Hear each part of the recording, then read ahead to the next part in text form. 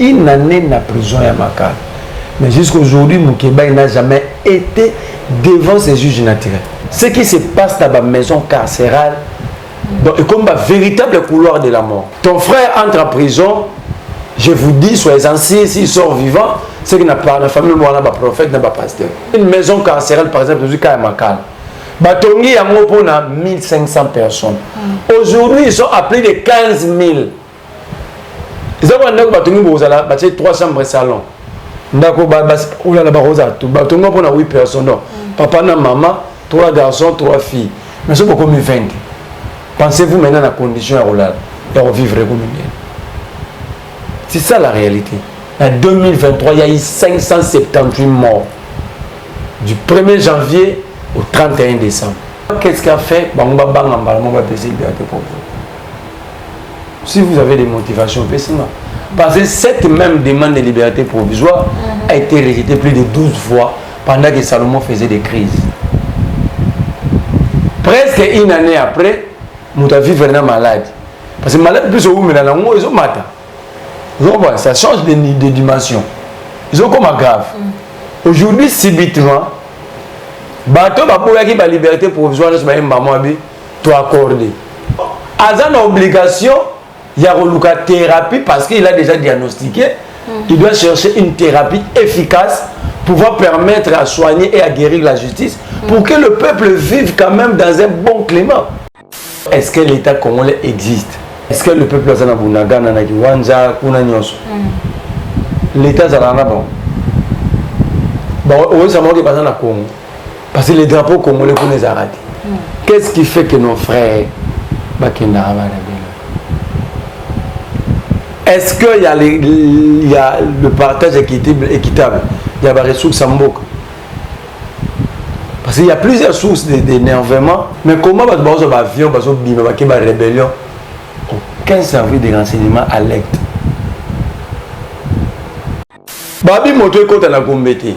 Tellement la Willery, on a des policiers, on a des moto. Donc les policiers, on a des moto, on a des major. Et puis on a des moto, on a des moto. Il y a des tigres na retour, on a des moto. Banana ba kota kambongo belle na ville à Kinshasa par jour bana moto 1 600 000 motos. Moi la moto nion soit son bar autorisation de transport 28 000 francs. Ça là 1 600 000 fois 28. Au moins la chiffre. Bana moto basombara fiche d'identification 15 000 par mois. 15 000 par mois fois 15 000 multiplié par 1 600 000. Parce qu'il y a des balles à moto à foutre à 500 francs chaque jour. Si aujourd'hui 500 francs multiplié par 1 600 000, ça nous donne 800 millions de francs congolais par jour. Il y a un Peter Kazadi. Il y a un bissou. Ah, après transport pays. Au même déjà comme il y a président. Barana carburant. Barana subvention au gouvernement à carburant. Ce que y a ça. Le code a psycho transcouso bimaté, que préconise Peter Kazadi pour pallier le déficit à transco. Est-ce que Peter Kazadi a robimé à 17h un lundi à tel boulevard de la pour montrer ça? Il peut le faire. Donc tu sais qu'il veut nous créer un pays où, où le procureur, quand le procureur dit 1 plus 1 égale 600 000, qu'on le battait le procureur à Zamabako aussi.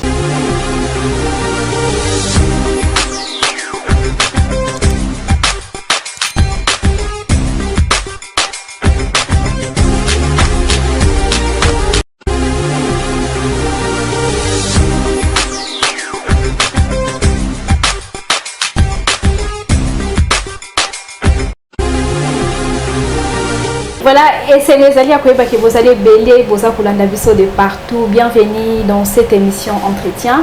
Les lots totosali ne sengwa Koyeba Belabino, moi la Maëlle Merlin Vouvou, et le Monaïende Tokoyeba la Postolo la Maïtali politique, Maïtali Mboka la Biso Congo. Sans plus tarder, na qui découpe sans botte na invité Nangai Merlin Vouvou, botte na yo.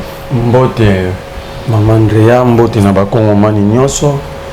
Mbote mingi, nazo na remercier Stani Boujakira parce que aujourd'hui il a sauvé l'image de la presse. Le régime a tenté par Stani déstabiliser la presse. Je ne dis pas que les journalistes, restent des journalistes ont une mentale faible. Mais la raison pour laquelle Obakangela Stani, les infractions créées qui pesaient sur lui, s'il avait osé de céder, de vendre ses sources, aujourd'hui, tout journaliste, tous les journalistes ont raison d'être traités.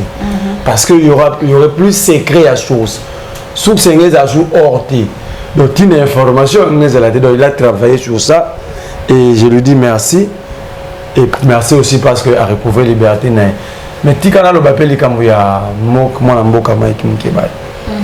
aujourd'hui, surtout comme le 21 mai, Moukeba va totaliser une année. Une année na prison ya Makala. Une année na prison ya Makala. Mais jusqu'à aujourd'hui, Moukeba n'a jamais été devant ses juges naturels. Pourquoi ça? À l'égard ni la chambre des conseils, ni le tribunal. Donc ça veut dire on a pris un citoyen, un père de famille, un leader d'opinion, qui n'a dépôt. Donc Moukeba est dans un entrepôt. Babombi bongo basambisaka été et le côté nayoki premier président cour de cassation parce que c'est lui le patron il y a pas tribunal ni sur la Congo nayoki président cour de cassation lobby bateau tout bakangama irrégulièrement faut babima.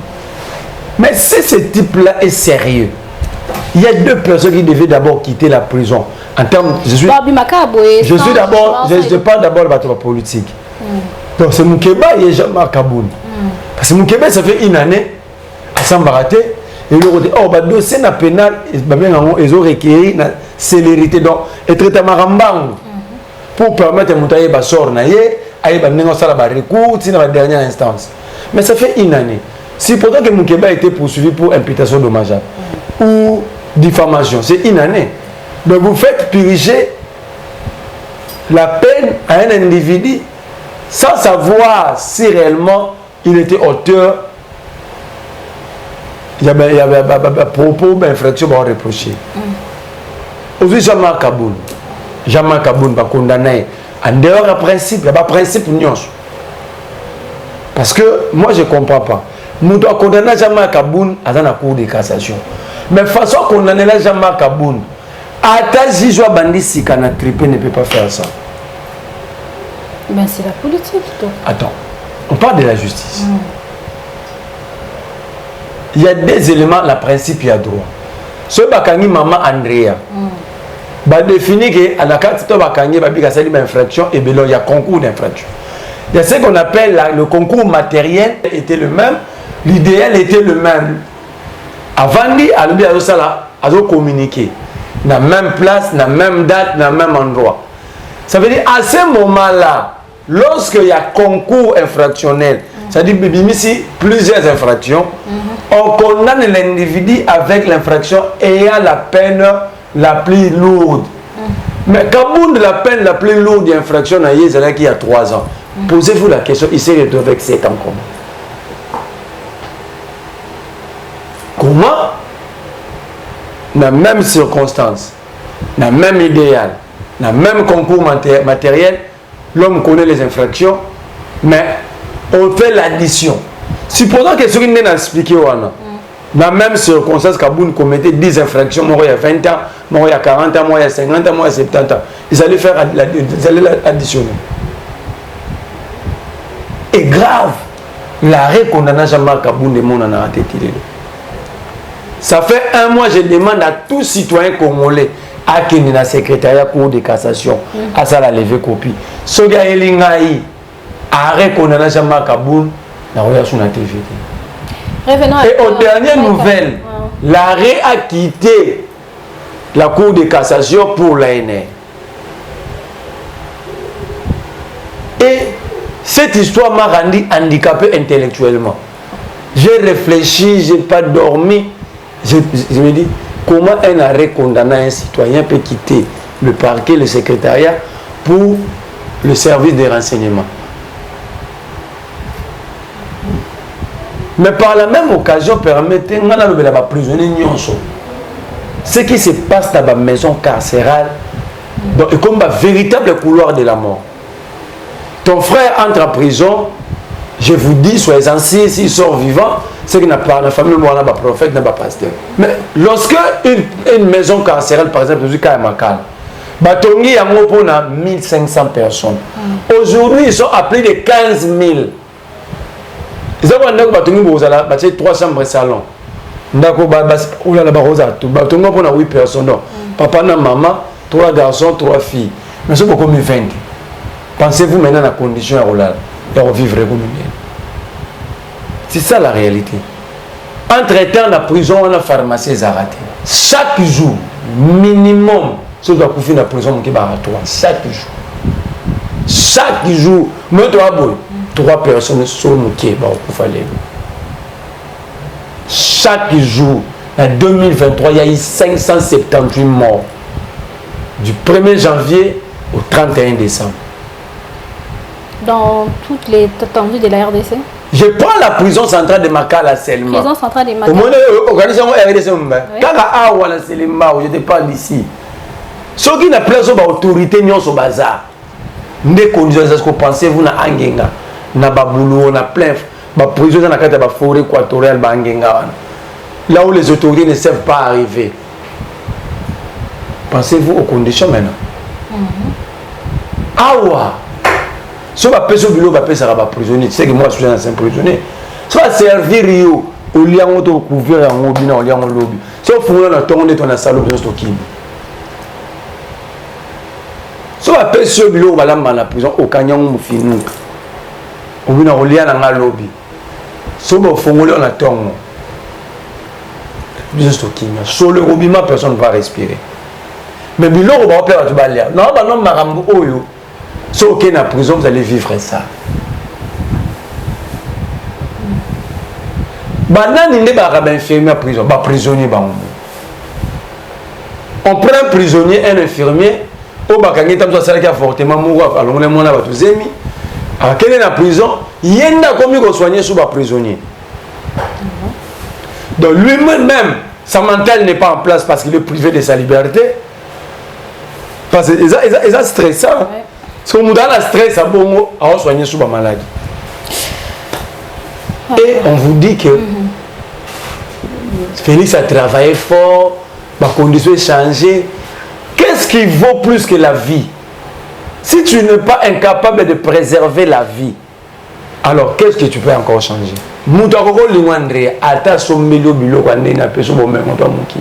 Si ce n'est pas te mettre en sécurité, c'est-à-dire tout ça, c'est un vide. Le bateau est en prison. Maintenant, la question faut tourner. Quel est le rôle du parquet dans le tribunal national Marambouane? Papa m'a en prison, on a sali 21 ans. Non, Sambadi. On s'est calqué. Mais aux dernières nouvelles, on me dira qu'il va y pour l'imputation dommageable. Infraction une année maximale. Une année maximale, on a sali 21 ans. Dans la salle 21 infractions, il y a imputation dommageable. Pendant 21 ans, voilà. Et à l'écart, jamais, c'est cela, à l'écart, jamais devant la chambre de conseil pour ne serait-ce que confirmer sa détention. C'est-à-dire l'État est billetté. Parce que quand on est dans la prison, la chambre du conseil est organisée pour régulariser la détention d'abord.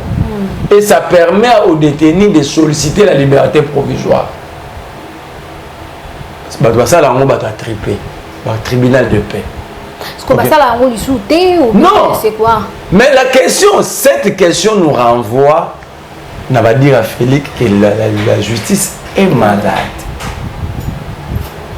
Maintenant, quand tu sais que tu dis la justice est malade, qui devait être le médecin soignant de la justice? Le médecin soignant de la justice, c'est lui. C'est lui le magistrat suprême. C'est lui qui nomme le magistrat. C'est lui qui a le pouvoir de révoquer le magistrat. C'est lui qui a le pouvoir d'ordonner la formation et le recyclage des magistrats. Alors, moi, question à notre Tshisekedi Mikolo, quand on a vu que malade, c'est-à-dire à ça qui diagnostic, c'est-à-dire à ce qui est dans l'hôpital, à ça qui est examen, il est malade. Parce que tu sais que c'est la maladie. Pour tout le thérapie, voilà, Bandeko Balandi. Pour ça, c'est la maladie à mon thème. Tout le cas de remplaçant mon année. Aïe, ça biso. Justice, c'est la maladie. Nini. Pour tout le cas traitement européen, ça y a parce que à partir de la maladie, on a justice, des vies humaines ne sont qu'une. Alors, est-ce qu'il y a le continent de barrage de malade en traitant Batbazo Koufa, Batbazo Sibir, injustice, les gens incarcérés inutilement, tout a une obligation, il y a une thérapie parce qu'il a déjà diagnostiqué, il doit chercher une thérapie efficace pour pouvoir permettre à soigner et à guérir la justice pour que le peuple vive quand même dans un bon climat. Mais il y a sur la TV. Mais c'est si tu es au Lembi, c'est dans tes prérogatives. Le mien fait, c'est le parti. Entre-temps, il reconnaît que cette justice est malade. Et Lembi Sinaï, ma personne le chèque qui peut catarabato. Imaginez qu'après si justice est le chèque pour catarabato tout. Ceux qui l'ont mis justice sont malades, ils seront les malades de l'Iboma. Donc tu sais que tu as regardé sa maison qui était.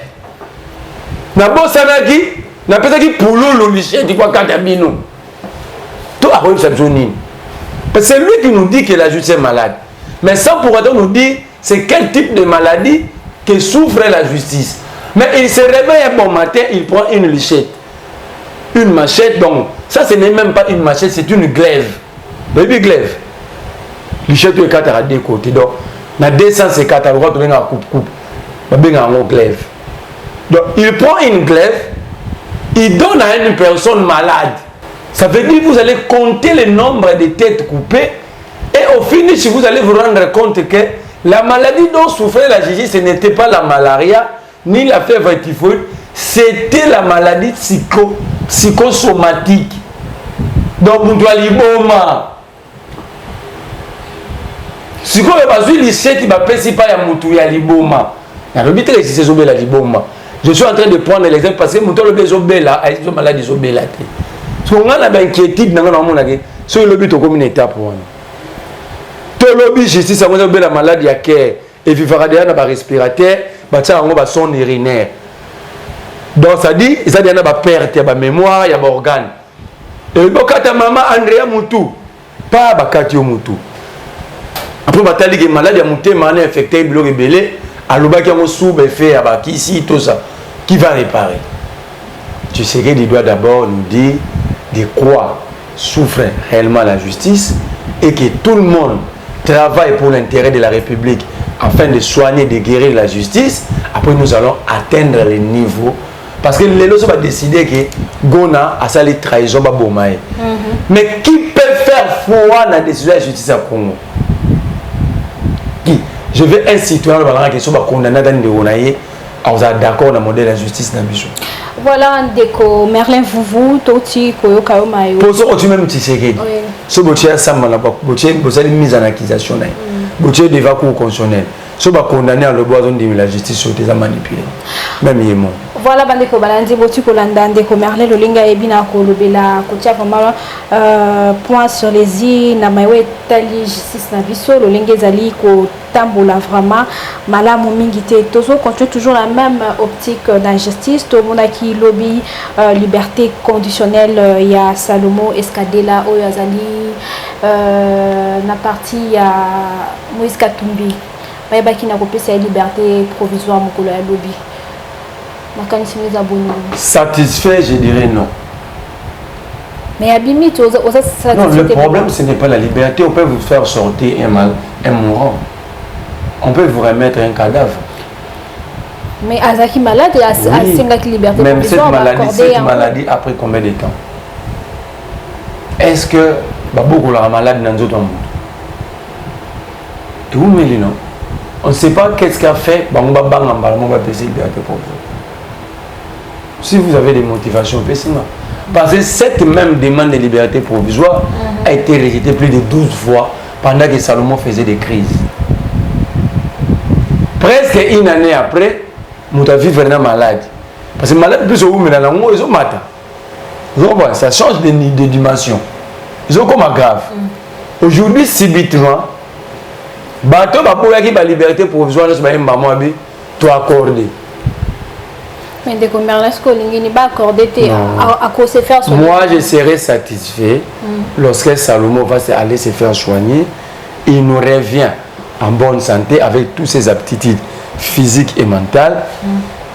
Parce qu'on peut faire... On est au Congo. On peut vous... On peut vous faire sortir quelqu'un. Si malade, il ne va plus exister longtemps. Marie, la dernière décision, c'est un Zambie. Mais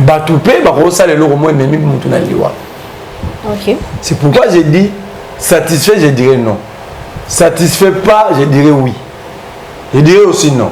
C'est-à-dire, je suis d'accord, mais je serai d'accord totalement si l'homme nous revient dans le même état initial au Bakangelaï.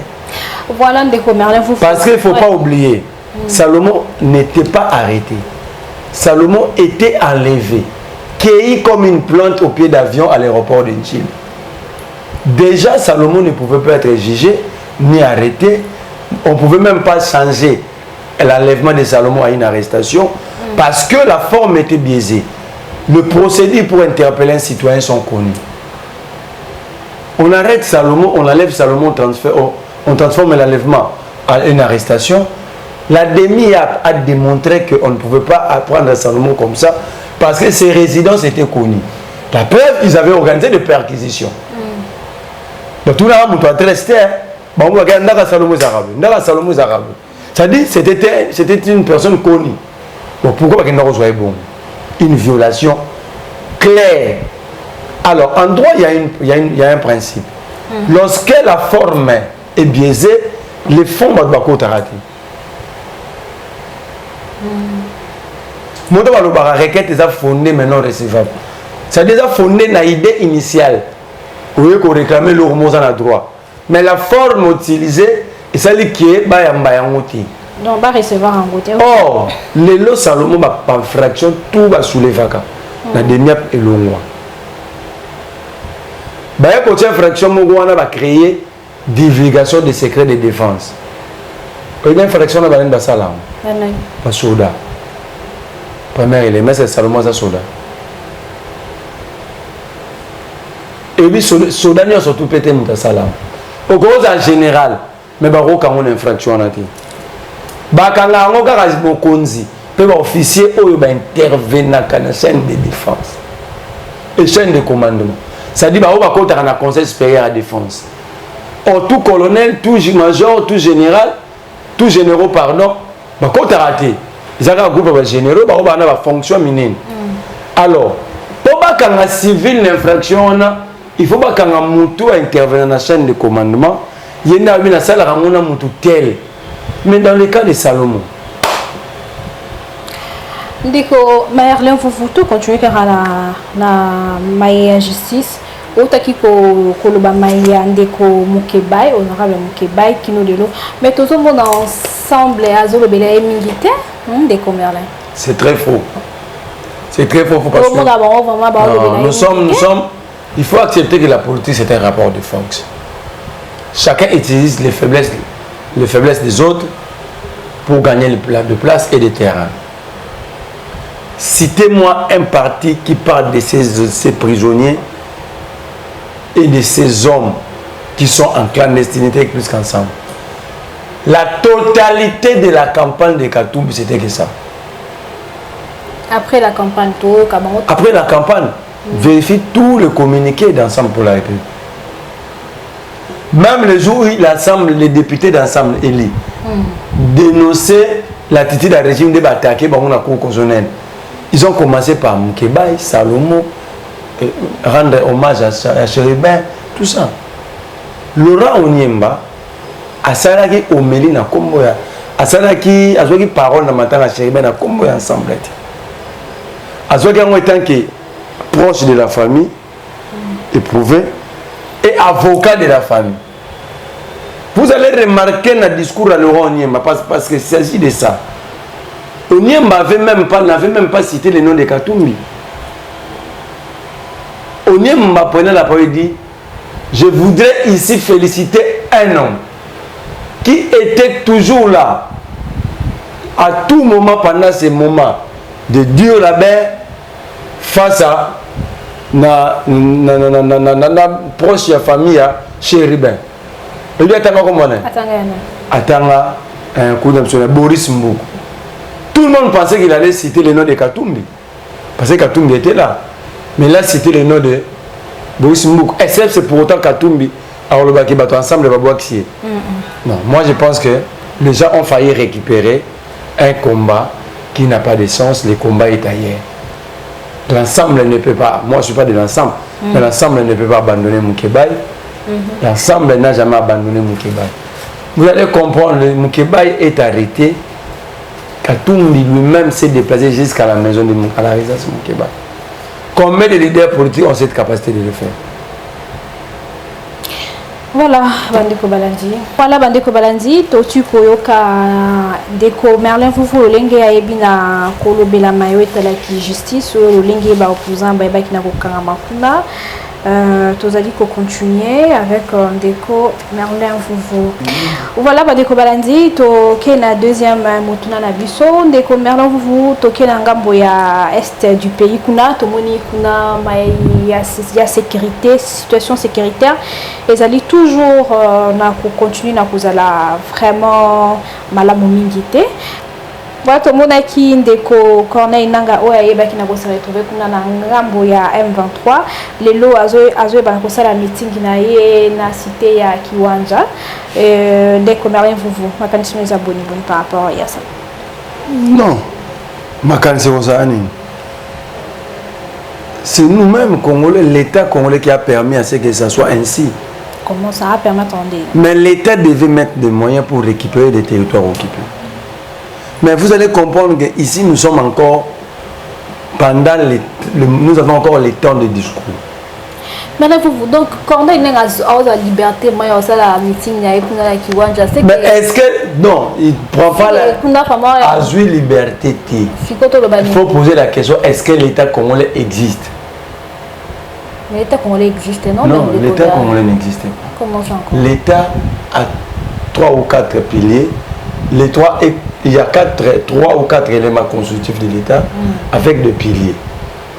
L'État, pour bien en mboka, il y a l'État. Il y a les bossos, il y a la superficie. Donc, territoire. Or, les lots au Ketina, au Betina, Google. Au monde, il y a 2 345 000. Les 415 km et 40 000 ressources. C'est-à-dire que l'État n'existait pas. Parce que pour que l'État existe, il faut le territoire exact. Yami Balé, c'est le peuple. Est-ce que le peuple est en Bunaga, Nanakiwanja, Kunanyos? L'État est en bon. Bon, oui, c'est moi qui passe en Congo. Parce que les drapeaux congolais pour les arrêter. Troisième élément, c'est la reconnaissance internationale, la dignité. Est-ce que nous avons encore la dignité? Quatrième élément, les institutions. Or, ici, les institutions n'existent pas, nous avons plutôt des hommes forts. Donc, ce qui veut dire, l'État n'existe pas. Parce que l'État a existé. Rien que par le comportement du peuple, c'est l'État qui maintient l'ordre et la discipline. Donc l'État n'existe pas, on ne peut pas parler de l'État. C'est là que place va diriger l'État.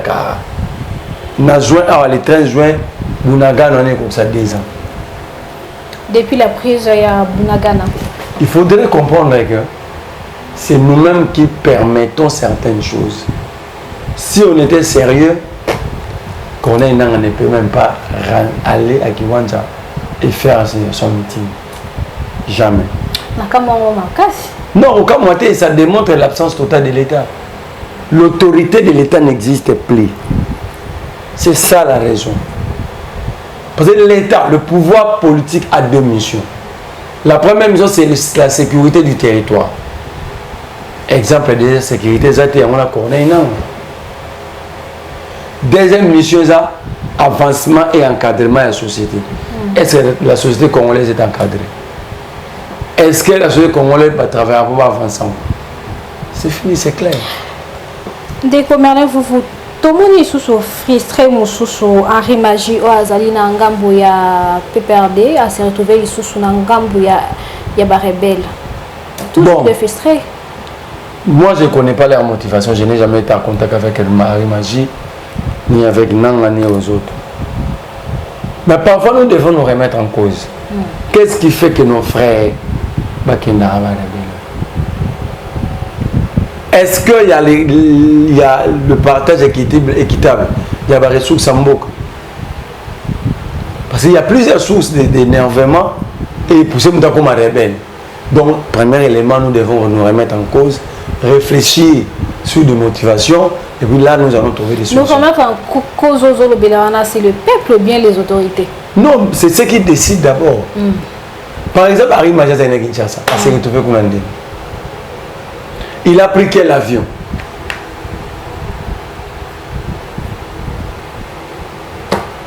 Ça veut dire le pays est encore à l'étape primitive. Ce qui fait que personne ne contrôle personne. Comment il y a des services? Tout le monde a raté les lots.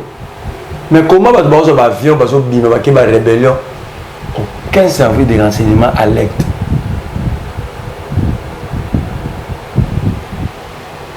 Parce que Moussala va se contrôler, quoi alerter, en avant, quoi anticiper.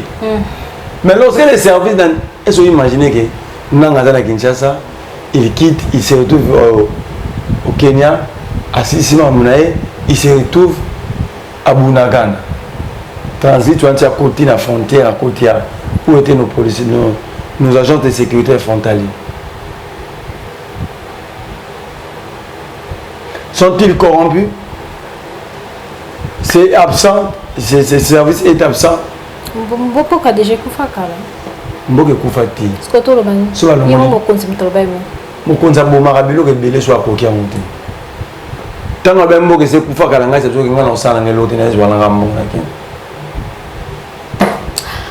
voilà, bandeko balandi, tu connais déjà la souka et émission à Bissou entretien, tu connais déjà la souka et émission à Bissou.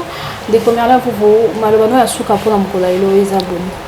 La roloba était les kamwaba wewa et komokoma très sérieux. Ngai na boulevard lobby, na moni policier a kokenge la poussou et memi mabaya. Na boulevard, o baboyi moto ko ta me poussou. Donc, ce qui me conduit pour député, le monde me conduit sur ma baille, na pousse le côté na boulevard. Mais les moyens qui facilitent le transport au peuple, bobité. Et puis, quel est ce pays qui dirige à mon panzi bon? Oh, mon tour côté na gombete, ça c'est un accident. Ceux qui battent en gombe, bah, on un accident. Bon, bah, kingasan. Donc, bah, on va couper un accident moto. Bah, t'as pas les mois. Oh, mon type va déjà. Ils savent même pas décider. Babi moto ekota na gombete tellement la willerie au monde na ba policier ba ngomo ba ke musana ba moto donc les policiers ba na ba moto au monde na major a dit moi na moto ko banga teke no tika ngo zong yaka tigé na retour ba kangi moi na moto bana na ba kotsa ka mbongo belle na ville à Kinshasa par jour ba na moto bande on a besoin d'abord la libre doit faire réponse à ba commentaire. Il y a 1 600 000 motos dans la ville de Kinshasa. Pour ne pas nous avoir ça, mais chiffre officiel. 1 600 000 motos. Moi, la moto, nous sommes par autorisation de transport 28 000 francs. Ça là, 1 600 000 fois 28. Au moins, le chiffre. Bana moto. Basombara, fiche d'identification 15 000. par mois. 15 000 par mois fois 15 000 multiplié par 1 600 000. Parce qu'il y a des balles à monter, on va foutre à 500 francs chaque jour. Si aujourd'hui 500 francs multiplié par 1 600 000, ça nous donne 800 millions de francs congolais par jour. Ce que convertir en dollar à taux, il y a 27, ils ont payé ça 2 970 000 dollars le jour.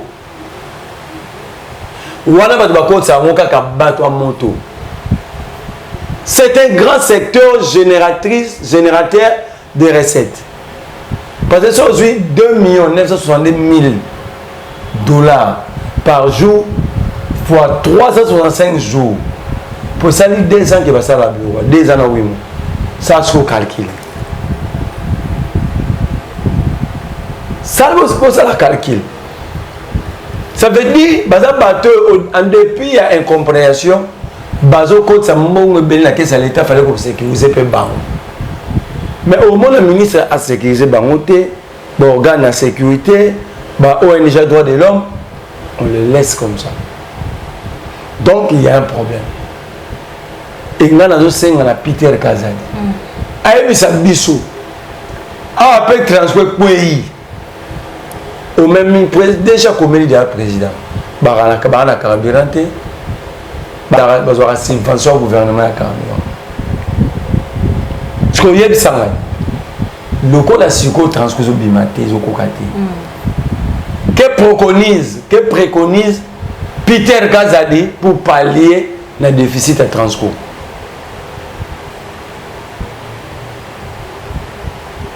Est-ce que Peter Kazadi a robi à 17h un lundi à tel la boulevard de la Makolo pour montrer ça? Il peut le faire. Donc moi c'est que je refuse la République ou les dirigeants de la Simamabe. Aux hommes nominé en réalité, aux hommes tout le dans mon corps. Ça doit cesser. Batika, à 2 970 000 dollars par jour. Ils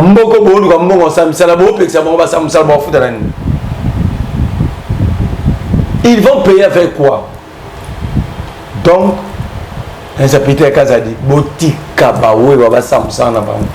le peuple souffre par manque de transport. Pour créer sur le transport, pour créer dans l'académie, et bien prématuré, puis mort. Donc, botika balwana moto, dès que tu fais noir, soit bien cop mon sucre. Bah, nous avons des urgences, le seul moyen pour qu'on me rappelle à moto. Botika balwana samoussa na bango, tranquillement, parce que la raison va que ça va pas contre Gombe, ils ont tenu un thé. Quand Peter Kazadi dit, autant critiquer la police, à retomber l'infraction, il y a des honneurs, il y a un propre dans la police. Question de Peter Kazadi. La police congolaise a un honneur. Si la police a de l'honneur, il peut nous montrer les images de la police avec honneur. Deuxième élément. Ngai moko na otipuna ya. Que d'autres la tracasserie mais c'est kilimbalimba. Olobito le bana ba policier te mais que nota la makambu ba roulage na ba policier ba osal. Donc tu sais qu'il veut nous créer un pays où le procureur, quand le procureur dit 1 plus 1 égale 600 000, qu'on le batte le procureur à Zamabako aussi. Bon, on va nous saluer Faux Bruit. Or, champion à Faux Bruit, ils ont fait ici. Voilà, bandeko balandi tokomi na suka ya émission na biso entretien tozaki sengola koyambela bino mwana Maëlle Merlin Vuvu elongo na ye totiko lobela mayo etalaki mboka na biso tokomi déjà na suka totondi bien botondi lolenge bolandi biso. Quant à moi, je vous retrouve prochainement. Au revoir.